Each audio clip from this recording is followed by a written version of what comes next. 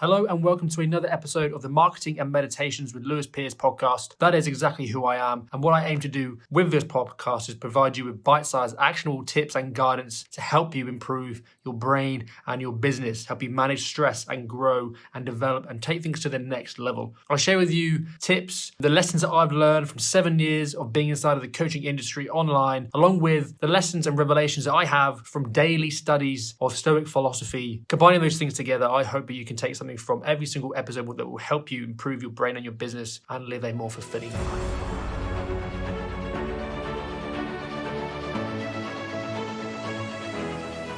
Welcome to episode 1 of the Marketing and Meditations with me, Lewis Pierce. So hopefully you're all well. Thank you so much for checking out this first episode. We've got a handful of people watching live already, which is great. I know your time is precious, so I'm not going to warble on too much, and I'm going to get straight to the point and get straight into it. So I touched on this briefly in a live that I was doing earlier on this week, basically explaining that I want to get back into the coaching space. I feel like there's an itch that I need to start providing more value to people's lives and sharing what I know from a philosophy and a marketing perspective. I was trying to think, what's the best way for me to kind of do that? Yes, I'd love to get back into coaching again, but at the same time, I don't have the bandwidth right now to launch a coaching program as much as I would love to, and I've got it all planned out. I've got the name, the branding, everything set up, just waiting to press launch, but I'm holding off because I think that Numa Collective still needs to be my primary focus right now. So that's why I'm starting this show in a nutshell, is so that I have a platform to share what I'm studying, what I'm learning,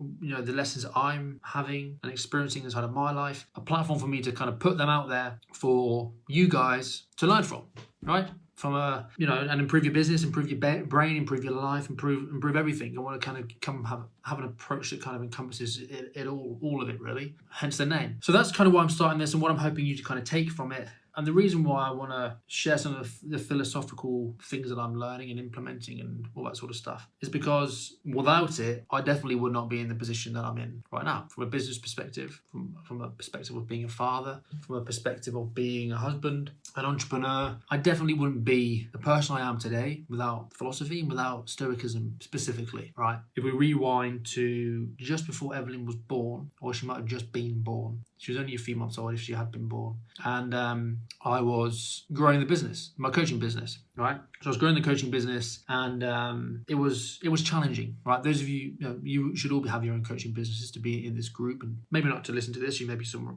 listening on YouTube or Spotify or something. But it takes time, yeah. It takes a lot of time. It takes a lot of patience. It takes a lot of consistency, during which there's a lot of frustration and a lot of uncertainty, a lot of stress, a lot of pressure, especially seeing as I didn't have a job. I literally had a coaching business, and that was it. I didn't have a side hustle. I didn't have a job that paid the bills. The coaching business was that. That's what it was, And it was really, really stressful. And I didn't really understand anything about mindset. I didn't understand anything about how, I had a choice to manage my emotions if I wanted to. I had the power to control the way that I think, control the things that I do. I had control over my stress levels, over my energy, and where I channel it. I didn't understand any of that. I pretty much had a breakdown, basically. Burnt myself out physically, and then I burnt myself out mentally, just voluntarily succumbing to the stress that I was putting myself under, willingly but unknowingly, if that makes sense. And then someone suggested a book to me. It wasn't to do with Stoicism, but it was the book called Mindset by Carol Dweck. Great book, really opened my eyes to a different perspective on life, on the way that we think, the way you can live your life. And that book basically opened the doorway to completely changing my life. Yeah. So that was the first book. The next book was The Subtle Art of Not Giving a Fuck by Mark Manson. It was the second book I read, which is essentially has a core focus of Stoicism, although he doesn't really mention it very much. I know that him and Ryan Holiday, who's like the leading Stoic author, I guess, in the world, they're both good friends. And the principles inside of Subtle Art of Not Giving a Fuck are basically Stoicism in a nutshell, focusing on the things that you can control. You have a limited amount of fucks to give, and you choose where you want to give them, right? So that book opened my eyes even further. And I then came across the Daily Stoic, which is like it's a book that basically has a parable, I guess is the best word. Parable, a snippet for you to read and learn, meditate on, implement, think about, whatever you want to do with it every single day, bite size, yeah? And I studied that every day for a year. And those three things combined, those two books and then the Daily Stoic, changed the game. And then since then, it's been a consistent part of my life. And in the last 12 months, I've really made a proactive approach to really make stoicism a big part of my life, if not one of the biggest parts, because it's going to help improve the quality of everything else, right? So that's why I want to share stoicism and philosophy and the way that I think and the lessons that I've learned in life and in business with all of you guys, because if you're in a position that I was a couple of years ago, like 4 or 5 years ago, it was not a good place to be. And I would like to help you get out of it. And if you're still in a position where you know you can manage your emotions better, I want to help you. Or if you're in a position where, you want to enjoy life despite the stress and pressure that is inevitable when it comes to having your own business and having other responsibilities as well, then hopefully what I share with you will help you. And I also hope that the marketing advice that I share in some of these episodes will help you as well. Some of them are going to be marketing focused, some of them are going to be more stoic focused, some of them are going to be a combination of the two. And I'll do my best to try and combine the two, but sometimes I'm basically going to just wing it really and see what's on the top of my mind, see what I've been pondering on over the last week or so that I think is valuable to share, and I'll lean into that. But today I want to talk about this, okay? The peace of mind that comes with doing right, okay? Now, as a business owner, as you start to grow, as you start to network, as you start to connect with other entrepreneurs, you can be put into positions and asked questions and asked to do things and asked favors by people, clients, other business owners, friends, business partners, whatever it may be. You're asked to do different things and put in different scenarios. And it can be really, really testing to figure out what is the right decision to make. For example, you got a lead on the phone or a prospect on the phone, or you need to close them, but they're really struggling to get the cash together, but they need the help. What do you do? Do you bid them off and say, sorry, this is the price, go and do one, go and pay some other smuck your 20 quid? Or do you, have a bit of empathy and instead say, yeah, okay, come on in, let's see what we can do. Let's work this out. I know coaches that would take one or the other route. I know coaches that would, meditate on the decision, what's right for their business. Sometimes it's just not right to help people for pence. Yeah, sometimes it is. You got to figure it out. And when it comes to having business partners, sometimes it can go a bit sour. It can get a bit bitter. Businesses go in two different directions. You can be torn about what needs to happen. Businesses evolve. Like my business at the moment, the Numa Collective Agency, is a key point in its evolution where we've got to decide where we want to go, what we want to deliver, and what we want to stand by, right? So I've had to make some very, very challenging decisions lately, and I've had to have some very, very uncomfortable conversations, but ones that came from a place of integrity and a place of love and a place of not from frustration and anger, but a place of this is the best thing, let's have an amicable conversation about this and do what's right for everybody, including myself and the business. And having this approach to life and business in general of the only thing that matters is doing the right thing helps make decision making a hell of a lot easier, right? If you're sat there thinking, what should I do? Do I continue being in a partnership with this person, business partnership or relationship or any kind of fucking situation? Do I take the client on or not? Do I let go of this client or not? What do I do? Just ask yourself, what is the right thing to do, right? What's the right thing to do at this current moment in time? What's right for me? What is the right thing for them, or what is the right thing to do in the bigger picture? Yeah, essentially, not what's right for you and what's right for someone else probably won't be the same thing. But when I say the right thing, I'm referring to from an ethical standpoint, from a position of integrity. What's the right thing to do? Basically, what do you need to do to sleep well at night? Okay, and that is generally the angle that you need to take. And I had some sleepless nights, and I sleep like a baby. I have no problem sleeping, but the last few weeks, last month or so, couple of months, I've had some sleepless nights pondering on shifts that I needed to make inside of the business, people that I needed to let go, partnerships that I needed to end. All these things were happening, giving me a lot of, I wouldn't say stress, but a lot to think about. I don't like to describe things as stressful. I think stress is a choice, in my opinion. Choose to agree or disagree on that. So I don't like to describe things as being stressful. I like to describe them as something else, if I can. Overwhelming, maybe. But either way, these situations gave me a lot to think about. Sleepless nights. Once a decision was made, and I'd had a series of uncomfortable conversations with people. I made a series of difficult decisions that were right for me and the company, but weren't right for someone else, but had to happen. I weighed up all the options, and it was a case of what is what's going to happen if I don't make this decision? You know what I mean? And the outcome was always going to be worse. Once I had made those decisions and done those things and done that stuff, I slept soundly. You know what I mean? I slept better because I knew that I'd stood by my values. I stood by what I believed to be the right thing. And what I believe to be the right thing now I could well think is the wrong thing 5 years from now. I probably won't even fucking care. Life goes on. But it's what I deem to be the right thing for me and for the people involved to the best of my, ability and assessment. Do you know what I mean? So yeah, tying this into marketing, and I touched on this in a live that I did earlier in the week,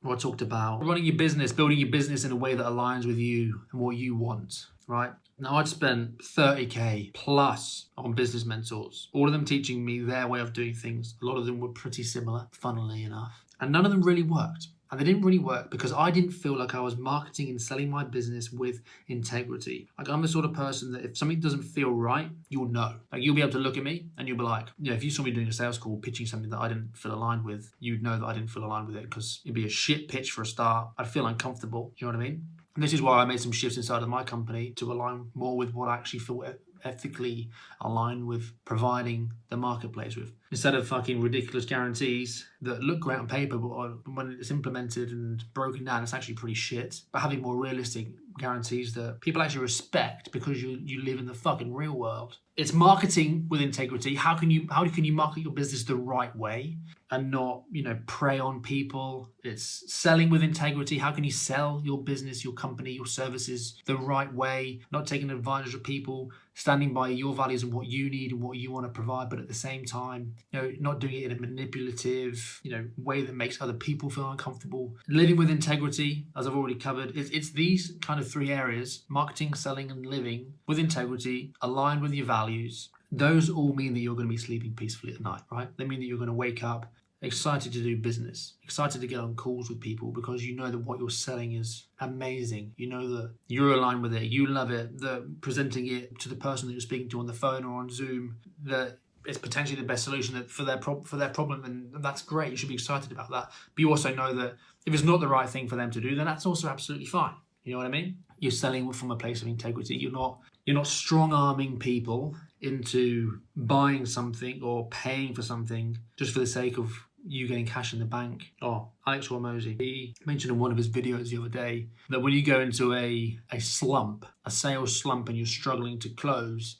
it's usually because you're so hung up on closing, not serving, right? Kind of a side note, but relevant to the topic that we are discussing today. So it's always about asking yourself this question that I opened up with. What's the right thing to do? What is the right thing for this prospect that I'm speaking to on Zoom? What's the right thing for them? Is it to pitch services? Like, I've spoken to people on calls for our agency that want our help, and the right thing for them wasn't working with us because our fee was out of their budget, and if they chose to work with us, it would put them in a financial pinch. It would mean that they would probably be experiencing too much stress, duress, anxiety outside of what we were doing, that it would be counterproductive, right? Because I know some people that would still try and get them over the line just to take their money. You know what I mean? I know people that would do that. I've had people tell me that they've had experiences of those sorts of things inside of the industry. So it's constantly having that in the back of your mind, right? Having the courage to always do the right thing, even if it's scary. Yeah, even if it scares the living shit out of you, even if it means that you won't make money, even if it means that you won't have the cash in the bank to cover overheads because you didn't force a client or a prospect to sign up. Yes, you may have the pressure of having to cover payroll or cover some software fees, whatever it may be. But at the same time, you'll probably sleep better knowing that you didn't fuck someone over to serve yourself before them, But yeah, that's what it's all about. As Andy said, strong ethics and integrity and running your life and your business around it. Business is hard enough as it is. It's fucking stressful. Like the amount of times where I've literally opened up Google and searched remote jobs. Do you know what I mean? Something, fuck this. I've had enough of trying to manage 20 people, trying to manage 20 clients, trying to run my own business and do fucking housework and help with dinner and somehow fit in a fucking gym workout, then getting a bollocking for going to the gym and not hoovering up. I can't take it. I just want to go, part-time job, working from home, happy fucking days. The amount of times that I've done that and thought that, shitloads. And I think that you'd be fucking lying if as an entrepreneur you said that you had never had those thoughts. But yeah, business is hard enough as it is, without you making it even harder by being a bit of a dick to other people and having a lack of integrity, and then going to bed at night knowing that, you fucked someone over earlier. There's no better feeling than literally sitting down to watch TV in the evening. I don't watch TV, I don't watch Netflix. I watch courses, because I'm an entrepreneur. I don't watch TV. Anyway, sit down watching TV, knowing that you're absolutely fucked from a long day working, but that you did the right thing in every single decision that was placed in front of you. Why make business even harder for yourself? Entrepreneurship even harder for yourself by making some bad decisions that don't sit right with you, but you did them anyway because you didn't have the courage to do the right thing, or you were too scared to do something else. You were too scared of the consequences of not closing that deal that was with a client that wasn't right for you. Do you know what I mean? Plus, and I've seen this a lot at the moment, word spreads, right? If you're a bit of a dick, if you have a very questionable level of integrity when it comes to sales and getting people over the line, when all that matters is the closer, not the client or the prospect, it will spread, right? It will spread. I'll tell you right fucking now, it will spread. That how you treat your prospects, your leads, how you talk in your marketing, how you talk on your sales calls, how you treat your clients inside your program, word will spread, right? And trust me, I built Numa Collective mainly from people coming inbound to me or as a referral, right? Because I always gave my clients the time that they needed. I always kept it real. I was always completely honest with them. I always said it how it was. I had people that I didn't close because I didn't think they were a good fit send people to me for a call. Have a call with this guy. I had a chat with him. I didn't join his program because he said it wasn't the right time, but you should have a conversation with him. Do you know what I mean? So funnily enough, being a good person actually benefits you in the long run. Who'd have fucking thought? But yeah, I feel like we're getting towards the end of this episode. But to wrap it up, you won't go far wrong if you always do what you know will sit right for you in the long term, even if you know that it's a difficult decision right now and a scary one to make. When you've got no cash in the bank, you've got a client that's a bit of a dick, sapping all your energy, wasting all your time. It's going to put you into a financial pinch temporarily, but that the right thing to do is to bin them off for both you and, well, probably not for them, but they'll go find someone else to fuck over and manipulate. But that's the right decision for you. You know what I mean? So thanks for checking out today's episode. I appreciate you choosing to spend half an hour listening to me rambling on. I appreciate it. I value your time. Hopefully you've taken something from this to make that time you've invested into me and this episode worthwhile. But yeah, go away today and take it with everything that you do inside of your business, inside of your life. What's the right thing to do right now? What is a decision that will make me sleep well tonight? And if you do that, you won't go far wrong in things. But yeah, gonna wrap it up there. Thanks a lot for your time. Thanks for checking out the episode. Any feedback on how you found it? Obviously, this is episode 1. If you think it was crap, tell me. If you think it was great, tell me. And I'll speak to you in the next episode. Peace out.